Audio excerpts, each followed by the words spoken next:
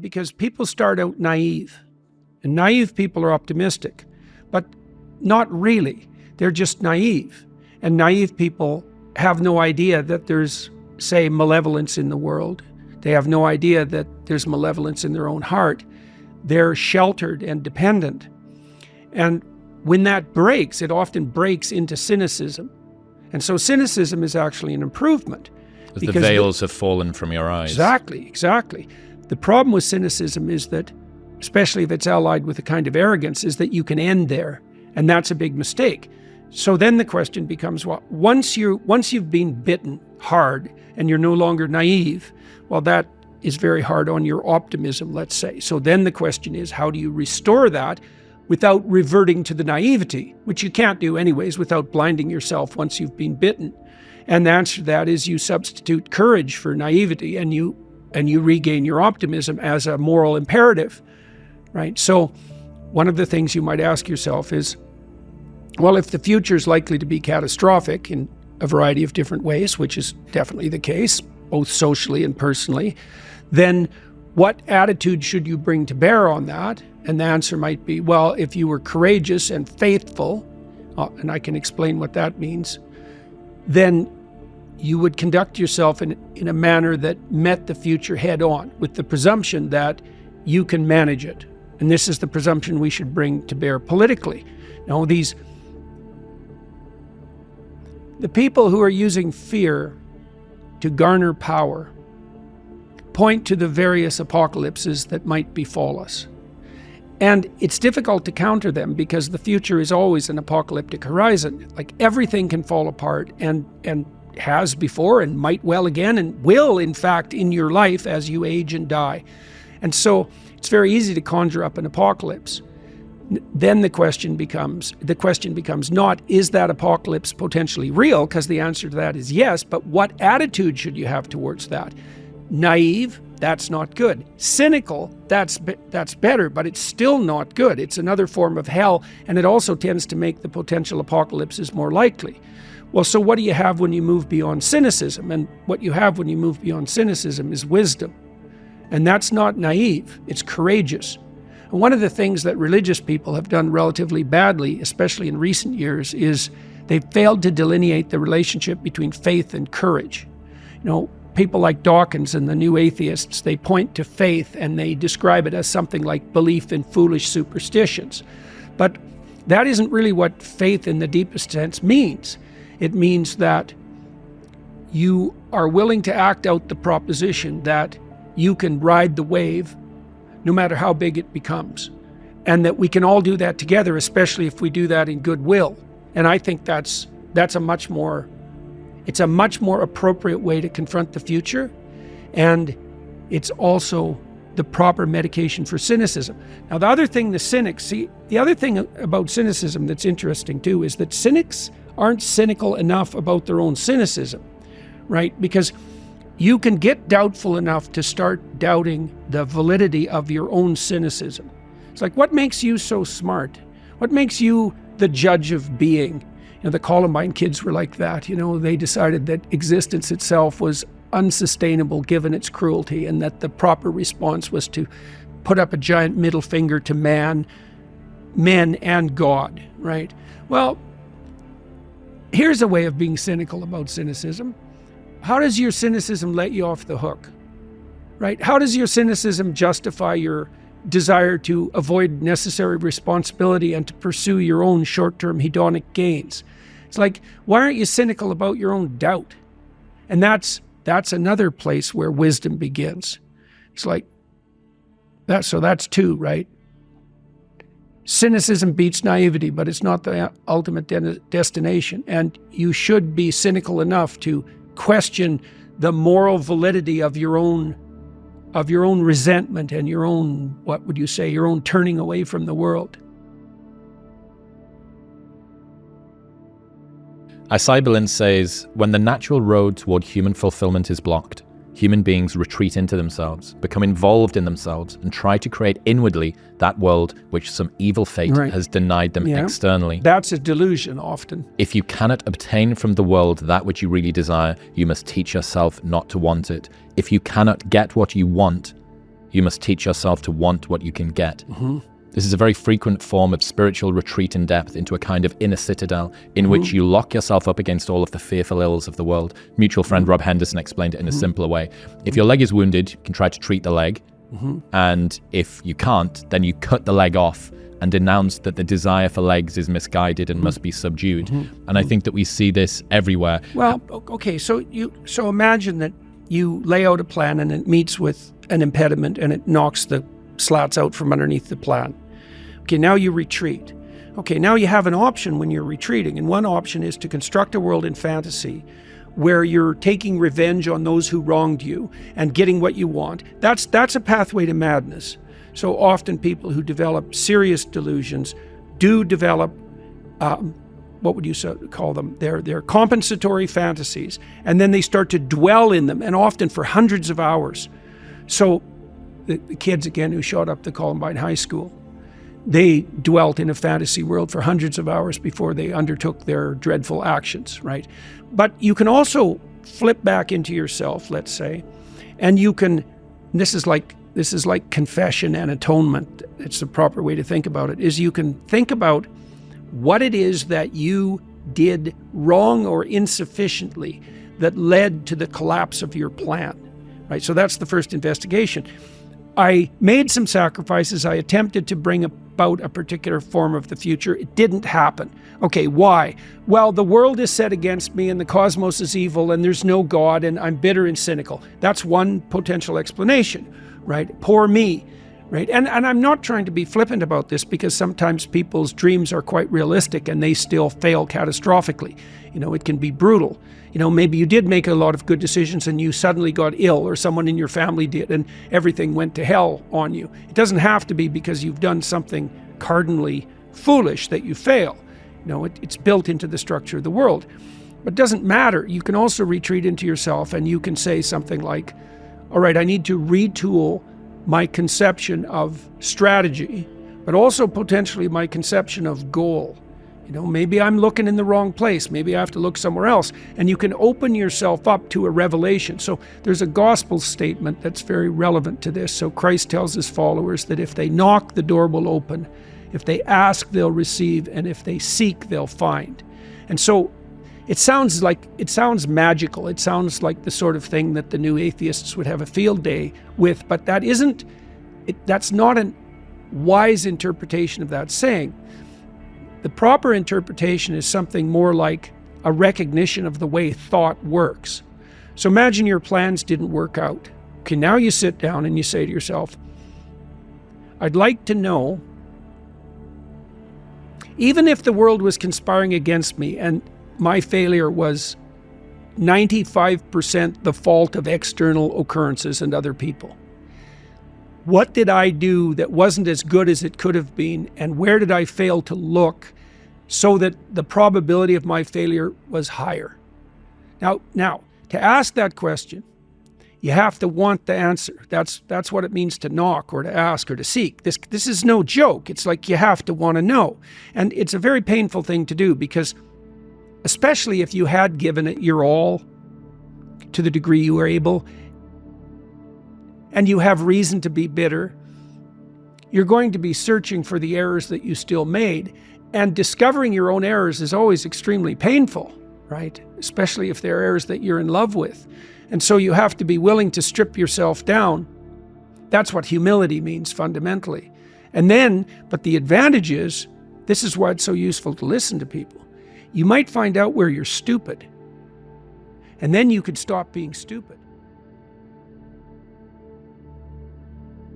And so one of the reasons you confess your sins, let's say, is because you want to discover where you're insufficient. Now, it's painful.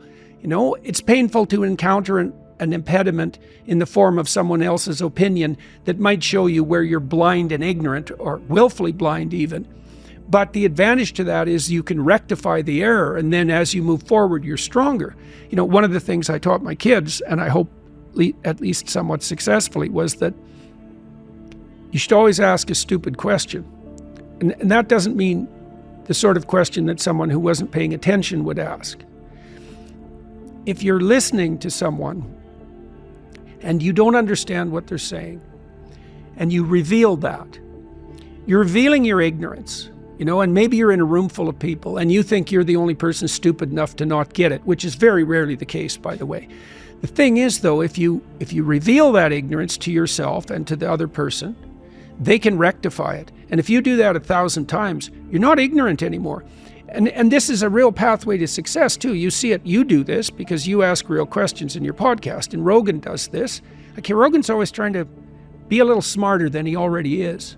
And then that works, iterated. Like if you ask 1,000 dumb questions and you listen to the answer, then you know 1,000 things, some of them deep, that you didn't know before. So that's the advantage to searching your soul, let's say, for unrequited sins and attempting to atone. That's not a delusion, right? It's an attempt to set yourself right. It's the opposite of a delusion, even though there can be a fantastical element to it.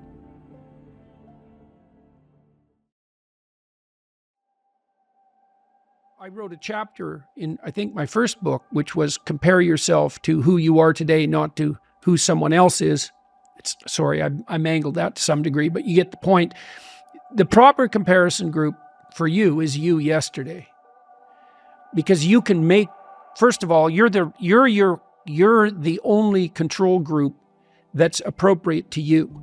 Because you have a certain set of talents and possibilities and limitations and tragedies that are truly unique to you.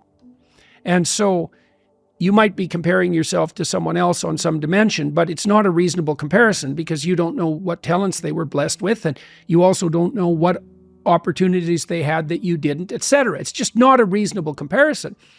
It's a lot better to think about who you were and then to think, well, could you be somewhat better in some dimension? And the positive thing about that is the answer is almost always yes. Now, you can orient that transformation towards some stellar target, and that's a reasonable thing to do, but that doesn't exactly mean that you should compare yourself to that target. Aiming at something and comparing yourself to it are not exactly the same thing. Plus, your bloody comparison is also a delusion. That's another thing that you have to understand, is that you look at the person you're jealous of, and really what you're doing is you're looking through a very narrow aperture at a very thin slice of their life. You're looking at the thin slice of their life that's turning out the best, but you're also looking at a thin slice of their life that's marketed to be the best, right? And you have no idea what the horror of that person's life might be in its totality. And you have no idea if the deal was, say you wanted to be Russell Brand. There's a good example. You wanted to be Russell Brand. You wanted to be as charismatic and as famous as he is. Well, your real wish is that you get to have everything Russell Brand has, but none of his problems. Well, come on.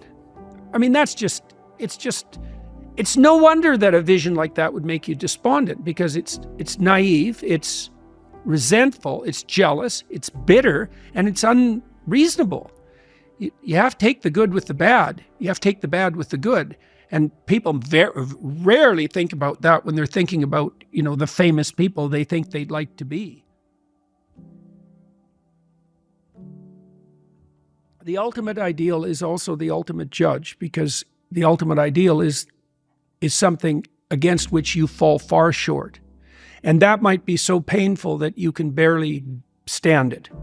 But then what you do is you two things, I suppose, is you lower the ideal and you raise your estimation of your potential.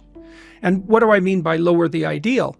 Well, if you're comparing yourself to someone or even to a future self, and the gap is so painful that it paralyzes you, then you've created a dragon that you don't have the tools to master. And so what you have to do is you have to scale the dragon down to size. And you want to scale the dragon down to size until it's a size that you are willing to move toward, however small that is. Now, if you're here and your ideal is here and that gap is unbearable, then you reduce the gap and you reduce the gap. And you're going to have to do that anyways, because you're not going to move from where you are to perfect in one fell swoop, right? There's going to be incremental steps. So you have to fill in that hierarchy of progression with with a high enough resolution representation so that you can start to move forward. And then you should be buttressed. There's another gospel comment that's very interesting. It has to do, it's called the Matthew principle. And the Matthew principle is, to those who have everything, more will be given, and from those who have nothing, everything will be taken. Now, it's brutal because it implies that reality works like this. When you're moving up, you go like this, right? And that's pretty nice. That's a lot better than this. But when you're going down, you go like that, right? It's like downhill, downhill, cliff. Okay, so you want to avoid the downhill path. Well, if the uphill path is like this, which is like exponential, let's say, or geometric, then what that means is that it doesn't matter how big the first steps you take uphill are, even if they're trivial, even if they're shameful in their size, because you're so useless, that if you're disciplined in that, you'll speed up extraordinarily rapidly. And so that's the good news, you might say, is that you can take very small steps, even ones that might be shameful in their size, and you have to admit that to yourself. But once you get the ball rolling, it doesn't roll in a linear fashion, it rolls in a geometric fashion. And this is a really good thing to know, because it can take the sting out of the realization of your own stupidity. It's like, yeah, you know, everybody has their weak sides, let's say, things they're embarrassed about. When I first started going to the gym, I was like, how old was I? 1985, 23. And I think I weighed 135 pounds and I was 6'1", very, very thin. A 27-inch waist, something like that. And I smoked like mad and I drank too much. Like, I wasn't in good shape. The first attempts forward I took in the gym, I went to this swim exercise class. Jesus, it was me and this like really fat guy, young guy, probably not in any worse shape than me, and like 7 old women, over 70, and they could outswim me. Like, it was pretty damn humiliating. And so I did a semester of that and got myself in somewhat better shape. And then I started to go to the gym to work out, to lift weights. And that was also rough because, you know, I'd be underneath the bloody bench press trying to lift 75 pounds off the rests. And, you know, some muscle-headed bastard would come over and tell me how to do it. And it's like, yeah, thank you. But, you know, it's embarrassing. And lots of times people won't do things like go to the gym because they're so embarrassed about how they look or what sort of shape they're in. And it's a pain to start at the bottom. But you start at the bottom where you're weak. And if you want to rectify what's weak, you have to accept the fact that you're at the bottom and that the first steps are going to be painful. You know, it took me about 3 years, but I stopped smoking and then I stopped drinking and I gained 40 pounds of muscle in like 3.5 years, something like that. I basically had to stop doing that because I had to eat like 6 times a day. It was crazy. But I got a lot more physically confident and a lot more coordinated, because working out with dumbbells makes you coordinated, right? Because it exercises all the small ligaments and the tendons. And so my lower body in particular got a lot more coordinated. Then I could dance, so that was better when I was going out dancing, because I did a lot of that in graduate school. But the point of all this is, if you're going to rectify your weaknesses, you have to admit your insufficiency to your own shame.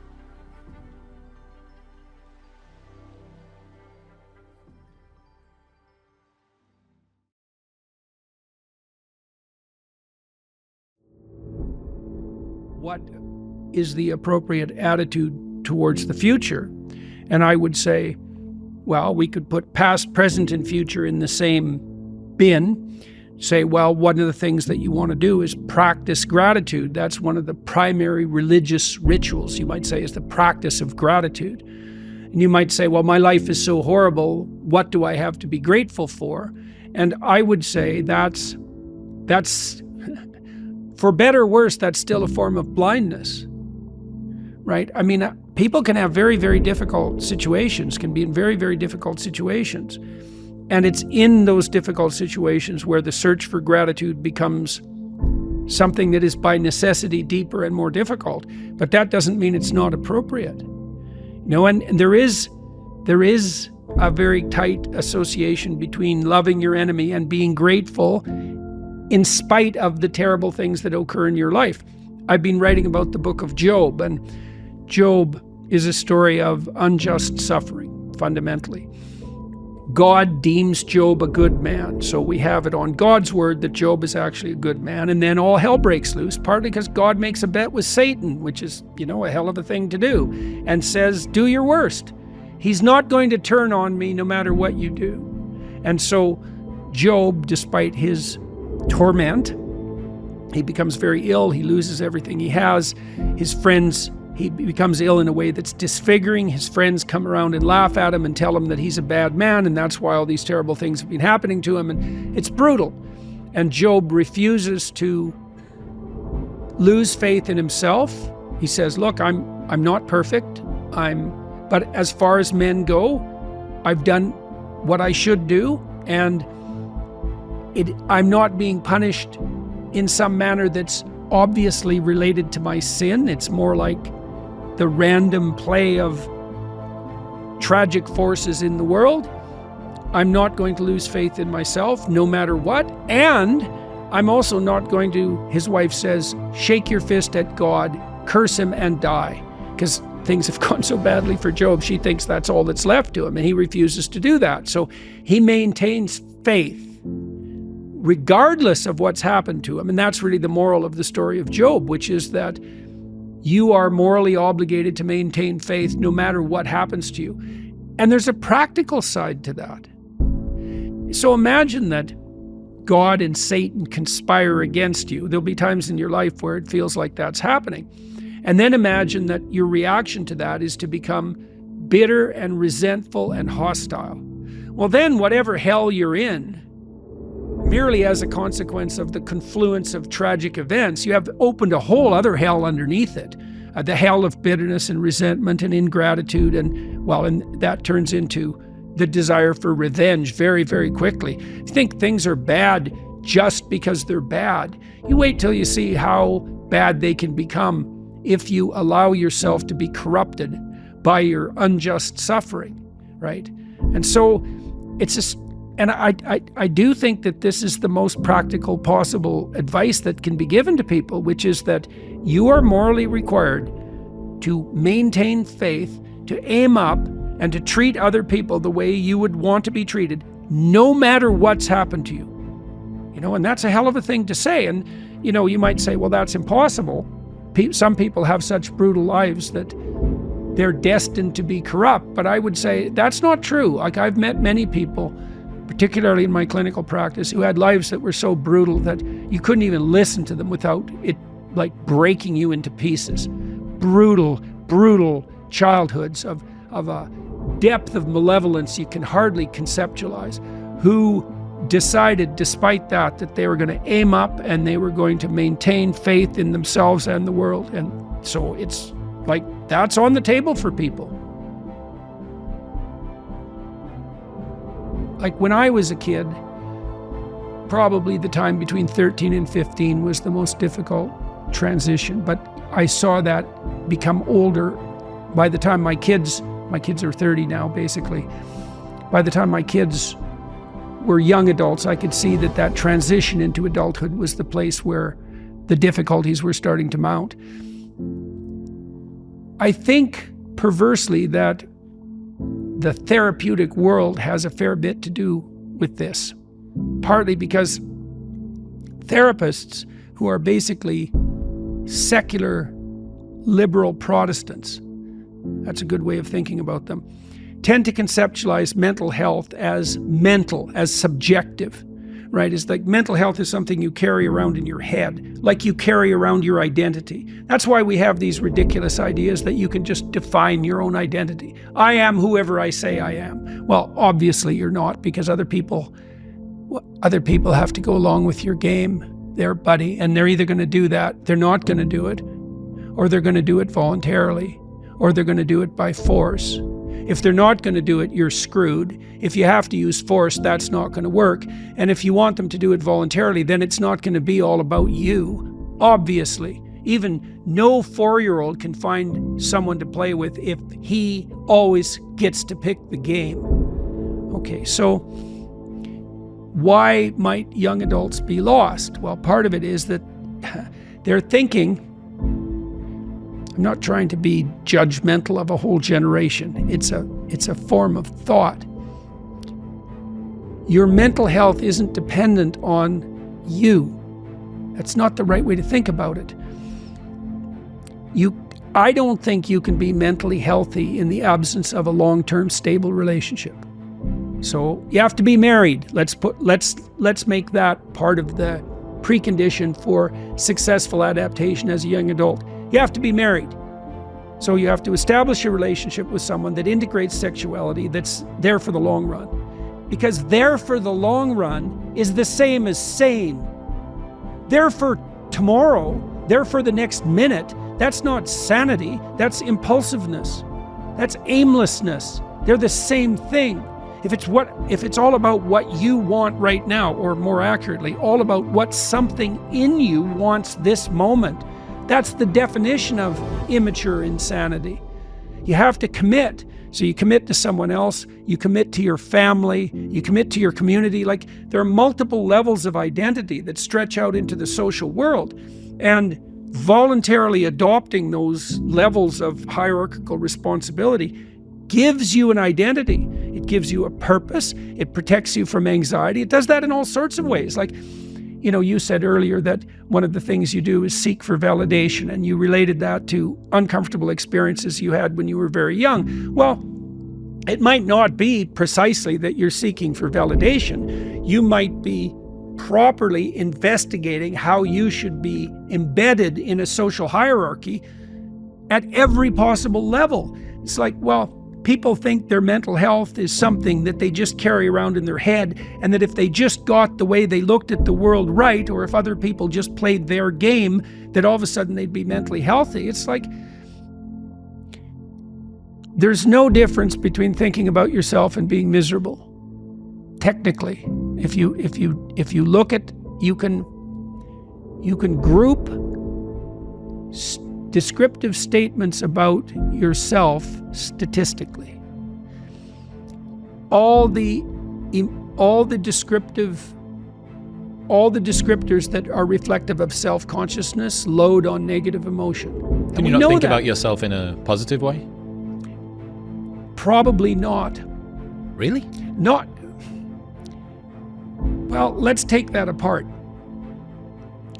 You like doing your podcast and you feel positive about it. Okay, but your podcast isn't about you, right? So if you're thinking about how you're of utility to a broad number of people, maybe you would take some satisfaction in that, but that isn't exactly thinking about yourself, is it? It's thinking about the relationship you've established with other people, and it's a relationship of responsibility. Why do you like your podcast? You can pursue what you're curious about, but you wouldn't have to do that publicly. Okay, so why do you do it publicly? For a few reasons. First one being that it keeps me accountable. That was one of the main reasons, that it kept me accountable, because I knew that if I didn't do it, if I wasn't rigorous and precise and aligned with what I'd said and done previously, that there was an external eye that's watching. Okay.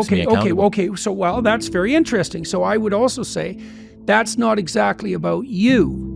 That's about your ability to establish harmony between what you say and the way you act, and the expectations that an increasingly broad social community has of you as a consequence of what you say and how you act. Okay, that's not about you. That's about your nesting in a social hierarchy, right? And so I think you can, and then you might say too, well, maybe you're thinking about yourself when you're establishing an aim or a goal. Well, not if they're good aims or goals, because if they're good aims or goals, and I would say what good means technically is an aim or goal that will play out well in the medium to long term across a multitude of situations, including many, many people. So a solution that iterates across time, that is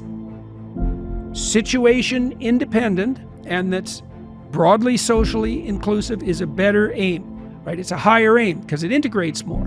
All right, now you might want to be setting up aims, and you might be pleased about how you're progressing in relation to those aims. But if those aims don't have the characteristics that I just described, then if the aims have the characteristics I just described, they're not about you.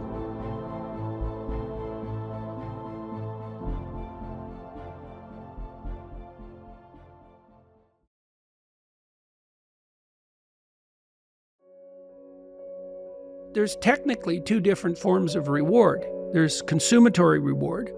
And so that's the reward. That's what an orgasm is. It's consumatory reward. It brings the behavioral and perceptual sequence to a halt. It ends it, right? At the climax, it ends it. But then it's over. That journey is over, right? Then there's the dopaminergic reward that Sapolsky was talking about. And dopaminergic reward is evidence of advancement towards a goal. Right. Okay, so there's a corollary to that. Well, how do you become optimally engaged? Because dopamine facilitates engagement and focus, which is why drugs like amphetamines can be used for kids who are attention deficit disordered. You tap up the dopamine response, they lock on, right? Okay, so they're locking on to a goal-directed pursuit. The problem with amphetamines is that they can lock you on so hard you can't get out of the frame. So like kids on amphetamines will obsess, for example, about cleaning up their closet. They can't switch to the next activity. Okay, dopaminergic reward is reward that's accrued in relationship to a goal. Okay, so what's an implication of that? Well, pursue the highest possible goal. Well, why? Because the kick from advancement is higher. Now, you have to balance that. It can't be you have to advance, right? Because imagine the reward's got two components. Number one is you're moving towards something valuable. Okay, so you want it to be as valuable as possible.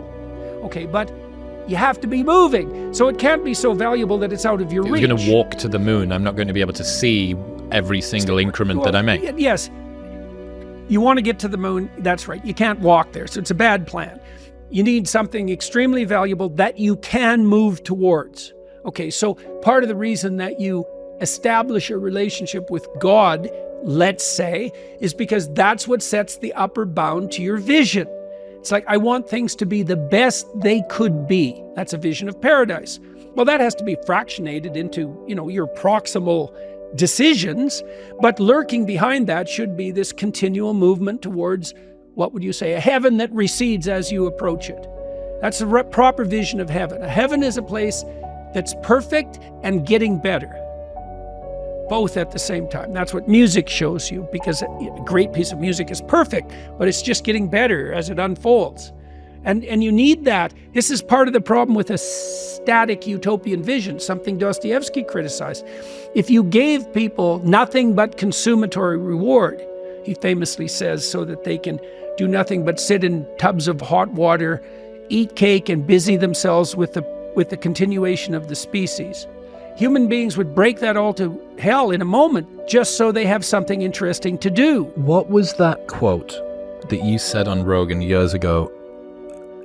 If we were to make the world sufficiently perfect, the only desired lack would be for the desire of lack itself. What's that? What is Kierkegaard. That? What's the proper? Can you remember the proper? Well, Kierkegaard pointed out that as we make the world easier and easier, so this is perhaps part of the problem with the material plenty that's at hand, is that at some point, what becomes lacking is lack itself. Yes. Right, yes, exactly. It's optimal deprivation. And if everything is delivered to you on a platter, it's like, what the hell are you even doing there? This happens in the story of Abraham. So Abraham, who's the father of nations, right? So Abraham gets it right. He has everything at the beginning of the story. He has rich parents. He's got nothing that he has to do. He's like 70 when the story opens. He's been taken care of hand and foot his whole life. And the voice of God comes to him and says, I'm the God of your ancestors, telling you, get out of your zone of comfort. Get out into the world. And Abraham's pretty old by this point, but for whatever reason, he decides that he's going to forgo the comfort for the adventure. And then as Abraham progresses, he makes the requisite sacrifices, each becoming more difficult as he ascends. And he adopts this pattern of relationship with the God that calls him to adventure that literally makes him the father of nations. And so you can even think about that biologically if you want. You might as well. People like Dawkins think reproduction is sex. And that's why he can talk, for example, about the selfish gene making itself manifest in sex. Reproduction isn't sex. Sex is a necessary but insufficient precondition for reproduction. Abraham adopts a mode of being, a sacrificial mode of being, that establishes the optimal environment for his sons, who then establish the optimal environment for their sons, and their sons, and their sons. So you can imagine that what Abraham is doing, this is what the story means, is he's adopting a mode of behavior that works best, all things considered, across multiple generations. And he sacrifices everything to that. It's this incredibly expansive vision. Where should they go to encourage them to find difficult things? Truth. Truth is what's optimally difficult. The truth is optimally difficult. It's a really wonderful thing to know. The truth is adventure. There's no distinction. Partly because if you're going to just say what you believe to be true, you have to let go of the consequences. You can't predict the consequences. Well, there's no difference between not being able to predict the consequences and having an adventure. They're the same thing, right? Because if you knew the consequences, it wouldn't be an adventure. It's not an adventure if the consequences are foregone. The same as it's no sacrifice or courage if there's no risk. Right. It's exactly the same. And so it's a wonderful thing to know that optimized adventure is to be had in the truth. Think in every given situation. So Christ says in the Sermon on the Mount that to orient yourself properly, and it's often viewed as this hippie paean, take no thought of the morrow will take care of itself. God takes care of the sparrows, he'll certainly take care of you. It's like a hippie wet dream. That isn't the core of the message. The core of the message is very straightforward. Christ says, aim up to the highest thing you can possibly imagine. So that's the relationship with God. You put what's at the pinnacle, properly at the pinnacle, and you aim at that. And then you concentrate that, and it's that, and treating other people like you would like to be treated yourself. That sets the moral frame. Then you attend to the day and the cares of the day. It's like once you've established the proper moral frame, you pay attention to the day and you live in truth. And that moves you towards that destination. You have to have the orientation right. You have to be aiming up. But then it's just a matter of, what would you say? Abiding by the truth. That's the logos that sets people free. And that's right. Doing it properly, right? There was one of the other rules that didn't make it into your book. Nothing well done is insignificant. Mm-hmm. Right. Yeah, well, you accrue. So Christ tells his followers in the Gospels to store up treasure in heaven, not in the places that moths can eat and rust can destroy. Well, what is that? What is meant by that? Well, it's meant by it means the same thing that you just pointed to, which is that if you run yourself through a disciplinary process, so you accomplish something, maybe you don't attain the goal you were aiming at, but you accrue a new way of looking at the world and a set of skills. Well, if you just keep doing that, you have multiple ways of looking at the world and more skill. Well, that's your storehouse of treasure. The reason women use wealth as a proxy for attractiveness is because wealth is a proxy for competence. It's not competence, because you can be rich and useless. Now, it's not that easy, but it can at least happen temporarily. But women use markers of wealth to assess competence. And the competence is the treasure, not the wealth. Because if you're competent, you could be thrown into the desert and you'll make it bloom.